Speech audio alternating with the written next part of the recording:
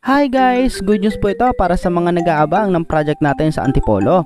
Dahil may bago po tayong bubuksan na project, katapat lang po ito ng site ni Casa Katrina. And ito po yung updated development sa site niya. Kung isa ka sa mga naubusan nitong last reopen unit kay Casa Katrina, baka ito na yung para sa'yo.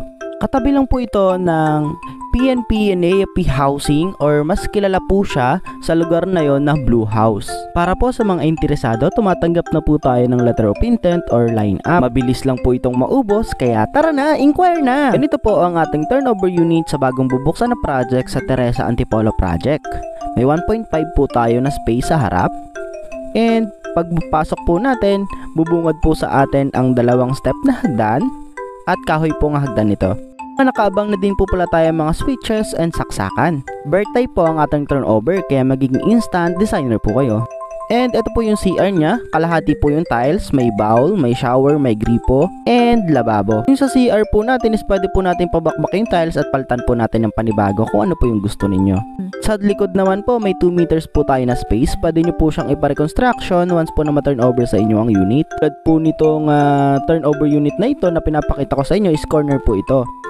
So, malaki pa po yung space niya sa likod dahil 2 meters po siya. Then, tara po sa taas. Papakita ko naman po yung turnover unit natin pagdating sa taas.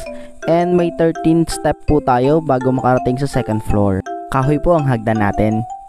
And pagtaas nyo po, bubungad po sa inyo yung isang bintana.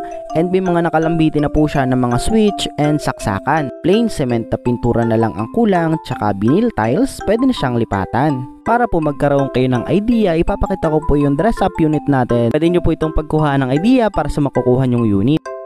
Ito po yung ating dress up unit. May 1.5 po tayo na space sa harap. This is your living area and dining area. Sample lang naman po ito, kaya pwede nyo po itong pagandahin sa makukuha nyong unit. At least po nagkaroon po kayo ng idea kung paano nyo pagagandahin yung makukuha nyong unit. Ang kinagandahan po nito is lahat po ng spaces na gamit. Ito naman po yung ginawa nila sa CR. And tinanggal po nila yung tiles, tas nagkabit ng panibago.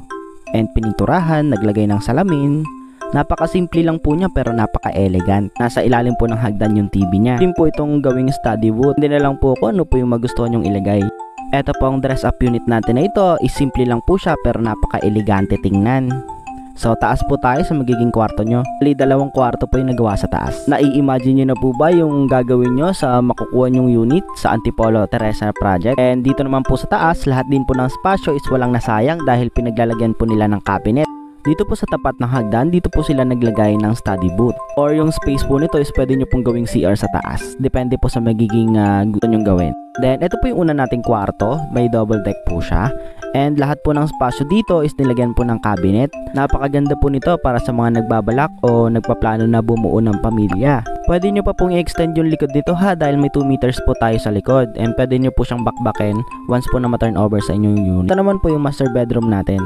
Nagmumukha lang po siyang maliit doon sa turnover unit natin dahil hindi pa po siya naaayusan. Pero once po na maayusan siya, tinan nyo po yung pinagkaiba at bumalik din po kayo doon sa turnover unit. This is John Paul Del Castillo, your Gen Z Realtor. See you! Bye-bye!